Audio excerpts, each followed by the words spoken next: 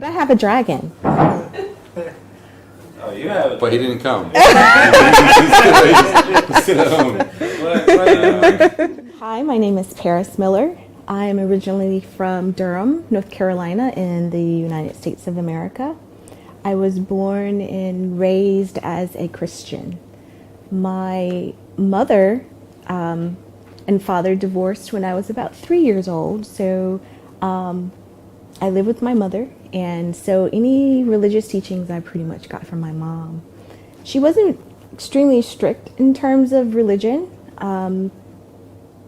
but she considered herself to be Catholic more than anything, even though I did frequent Methodist, Baptist church. I went to undergraduate school in Greensboro, North Carolina, and that's when my journey towards Islam began. I didn't know it at the time, but it started then. When I was an undergrad, all freshmen were required to take Old and New Testament. That was the first time I'd ever started to study the Bible from a non-religious perspective, if I can call it that. I would say that it was very intellectual, more on an academic level. And we started with the Old Testament first. And that was very interesting to me because as a Christian, you really focus a lot on the New Testament and Jesus. That within Christianity, there were supposed to be laws and ways in which Christians were supposed to live their daily lives. I didn't see that growing up. I never practiced a lot of the things that I read in the Old Testament. The oneness of God was very clear to me in the Old Testament. And that was in great contrast to what I saw in the New Testament. The New Testament was void of law and how a Christian was supposed to live their daily life. Of course, within Christian teachings, there don't steal, don't lie, don't commit murder, all of these things, but the actual day-to-day worship of God, your relationship with God, how do you cultivate that? It was missing for me. Fast forward, and I'm in graduate school, and I'm engaged to be married. And so my journey to wanting to be a wife and ultimately a mother led me and my soon-to-be husband to the church. And so we started this journey of trying to find a church to get married in and to help us in the counseling of marriage and raising a family. And as we went from church to church, we were disillusioned. That's the best way to describe it. We were truly disillusioned. We didn't like what we saw in the church. I remember very specifically being invited to one of my husband's co-workers' churches. His father was the pastor, and he had like an entourage.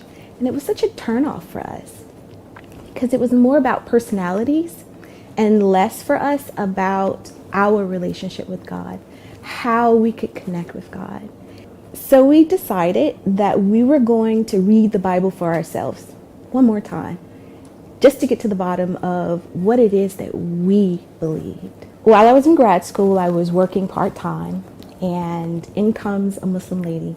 And I explained to her what my husband and I were doing. We were reading the Bible, and because she had converted to Islam, she understood a lot of what I was going through. She even invited me to the masjid, and I remember my first, in anticipation of going to the masjid for the first time, I sat up all night long and I made my first hijab. And I walked out and I had it on, and it felt perfect. I had my first Ramadan Eid, which is the end of Ramadan, the celebration that Muslims have. It was on my birthday. So that was like really cool for me, having that experience. But again, my fiance, he wasn't Muslim yet. My husband, fiance at the time, he had started going to the masjid, going to Jummah prayer, talking to my co-worker's husband who was Muslim, and he embraced Islam as well. So it was like this great gift given to me.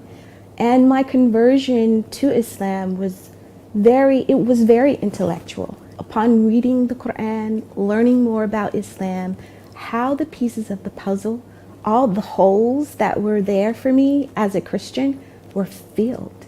it settled in my heart and situation. It was so peaceful. It was like, aha, that makes sense. It really made sense. And specifically around the personage of Jesus. The biggest concerns that I had was, number one, not rejecting Jesus. And Islam doesn't. Another thing that was a concern for me was finances, because I know in Islam we don't really engage in interest, and living in the West, that's how things operate a lot, with interest. And so as I learned more, I learned how to navigate that and what that meant for me as a Muslim. Embracing Islam has made me a more conscious person, a more mindful person. I have to be mindful in my dealings with my fellow brother or sister, in faith or out of faith, who are Muslims and non-Muslims. I have to think about my relationship with my family in a different way.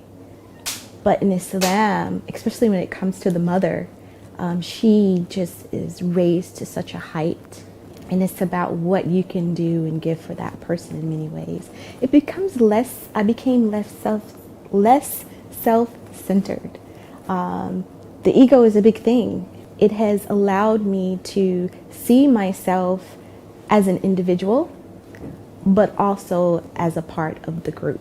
And as an individual, I have a responsibility to the group. And I also see that the group has a responsibility to me. Speaking kind words, giving a smile, all of those things just become second nature.